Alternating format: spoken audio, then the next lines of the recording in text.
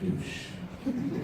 And it wasn't until I decided, okay, fuck it, I'll sing myself, that you become that douche just by the sheer act of doing it.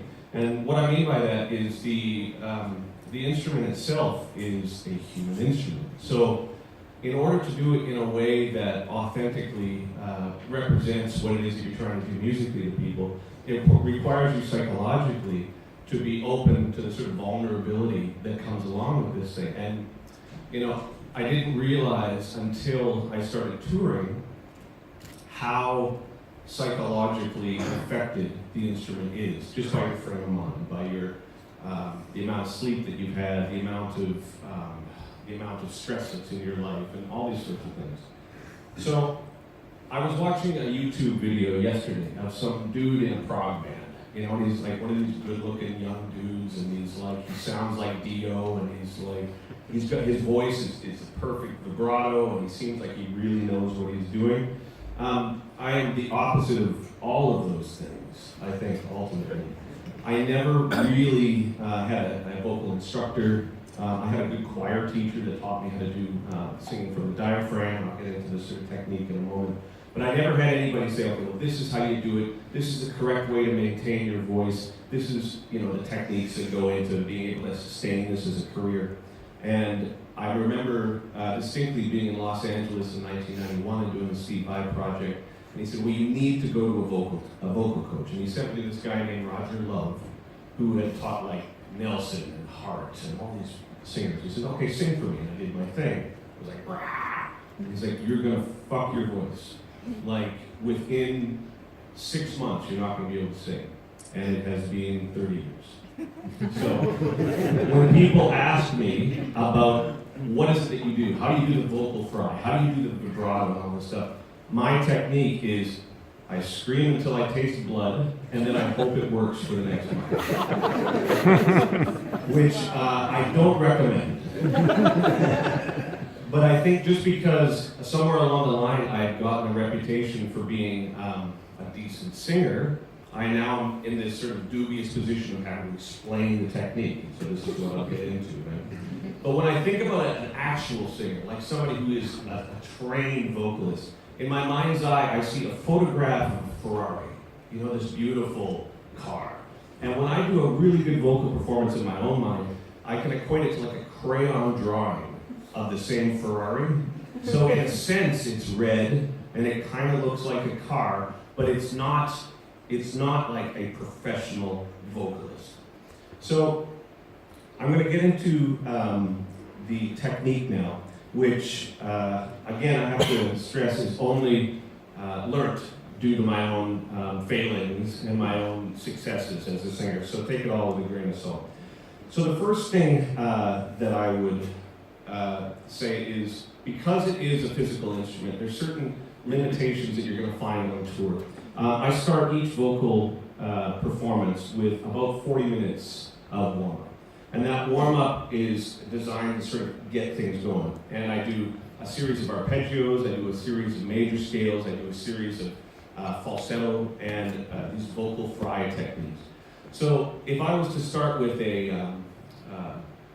say it's a bad day, my voice is a little rough, I've been eating tomatoes and I haven't slept, and you know, the whole works, drinking black coffee. Cheers. My vocal warm-up starts with a quiet major scale, so I'll just go, and I haven't sang in a while, so this is a good way to explain it. Actually, not a major scale, I'll start with a,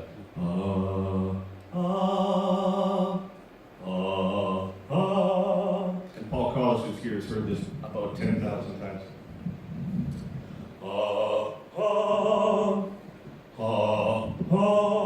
And I expect it to be a little wavery in the morning.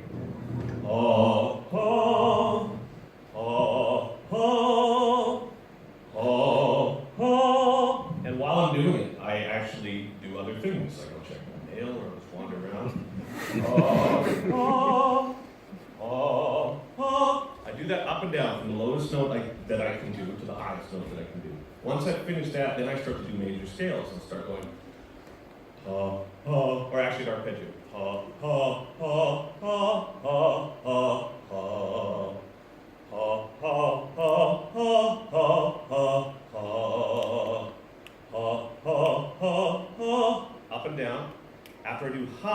go to hey. Hey, hey, hey, hey, hey, hey, hey, hey, hey, hey, hey, up and down from the lowest to the highest. After hey, I go to go. Now this one, of all of them, is the most annoying because inevitably somebody is in the backstage area who you don't know. That when I go, go, they go, I'm going. And they always think they're the first person that said it, right? And because I'm Canadian, I'm that's good. In my mind, I'm like, yeah, fuck, holy shit. Go, I'm going. Right.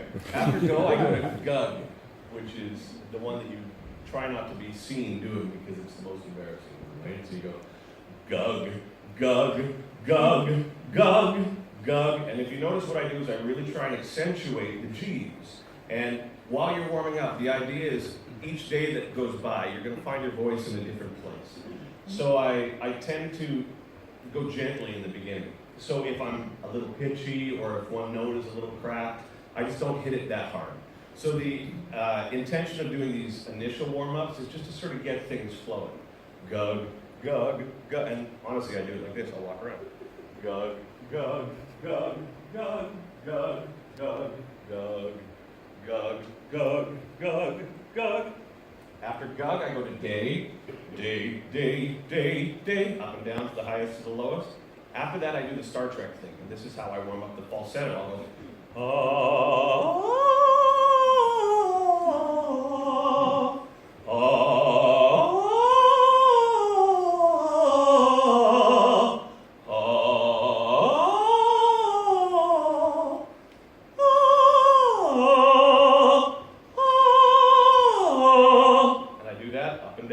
after I've gotten a little bit of that going, I do this, like I've always been a shitty death metal vocalist. I can't do it. Like I say, I sound like Super Grover when I do it. Muppet. But every now and then I just go, ooh, oh, oh, oh. I do those. After that I do a little bit of screaming stuff. I do that, yow, yow. And then I end it by doing this vocal fry thing. And it's these bubbly things. You go, in the lights, this is good. So the and the letter V and the letter F.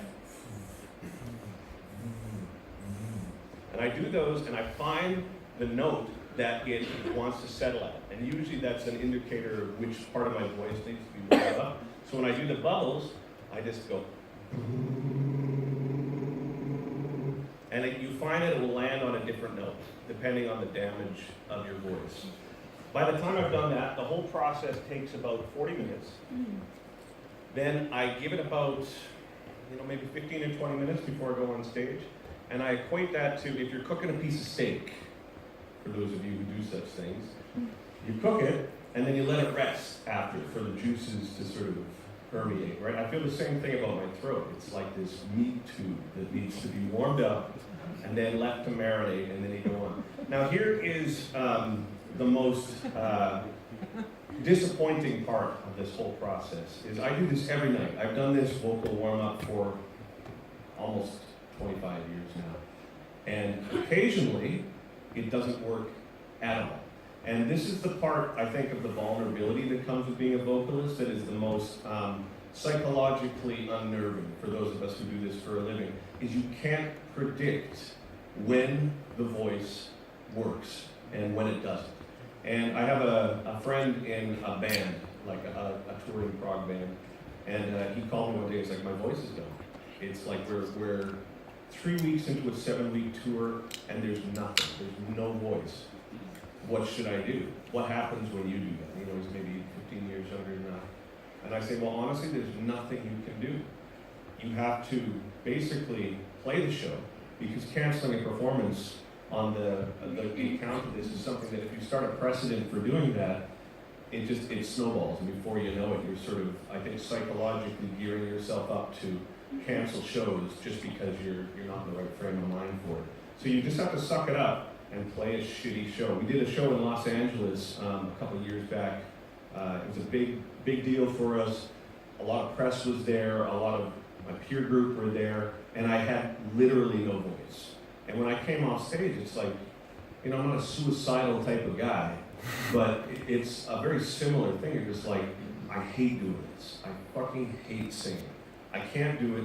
I screwed the gig up. There's all this pressure, and that's it. Yet, 2 days later, the voice came back. So this is the advice that I gave to the singer. I'm like, you just have to psychologically accept the fact that it's an unpredictable instrument, that is occasionally simply not going to work, but know that in its own time, there's a good chance it will come back. So I think that as a singer, you just have to kind of deal with that. And this is where the douchiness comes into it, because after a while, you're like, I can't go on, guys. It's just my voice today. I just don't even know. The stars aren't aligned. So the other thing that I'll say about vocals that's important is posture. So there's basically 3 different types of voices that I utilize. There's a chest voice, there's a falsetto voice, and there's this vocal fry. Okay? So the chest voice, for those of you who are singers, this is redundant, but for those of you who aren't, I'll try and explain it in the best way that I can. You sing from the strip of muscles that are underneath your lungs called your diaphragm. And when I was taking my choral lessons in school, that was the first and the most important thing that they taught me. Like, a lot of times when people who don't sing professionally sing, when they breathe, their chest rises. And this is where the air is going. But you're taught as a professional singer that when you breathe, it goes in there. So the strip of muscles here, your diaphragm, is where the breath comes in. So it's almost like your belly rises when you get the breath right. And because that muscle becomes the source of your ability to project the sound, the stronger it is, the more you're able to sustain not only your pitch, but your stamina. So chest voice you can feel because it is literally the sound. So my chest voice is like a ah, ah, ah. The falsetto or the head voice is a different feeling. It's not located here. It's like ah, ah. And that's hard to explain, but it's literally, it's almost like the genesis of the sound occurs in the upper part of your body. So the Star Trek exercise that I was showing you earlier, what that warms up is the transition between the two. So, there's like a little crack between the two voices that is always going to be there, but you work that exercise to make that transition as seamless as you can. Echo also helps greatly with that too. And the third voice that I do is this technique, I guess, is called a vocal fry. And I didn't realize it was called that until I've seen people telling me that what I do is a vocal fry. So, hooray for them. So, essentially what that was, when I first started singing, I was working at a restaurant. I worked at many restaurants. I worked at this industrial bakery and the sheet metal fabrication. I made shitty surfboards, like a whole bunch of jobs. But the thing that all those jobs had in common is it gave me the opportunity during the job to sort of disappear. So when I was dish pig, as we were affectionately called, we were on our own in this dishwashing environment, and I would have a stereo and I could sing. And then when I got moved up to the line cook, and I was like chopping up chicken and calamari and everything, I got to go to the freezer, and I was able to like package all the stuff, and I was in the freezer for 15 minutes at a time. And in the freezer is where I learned to do this vocal fry. Because at the time it was like, you know, Soundgarden and Faith No More and Pantera and all these bands that kind of, you know, Metallica, and I was always wondering how they get that sort of real metal sound. But because no one taught me, I just started to scream, essentially. And the vocal fry thing is a yow thing that I do. How do I do it? Fuck if I know. So I think it's a combination of, it's like here, it's in my throat, it's almost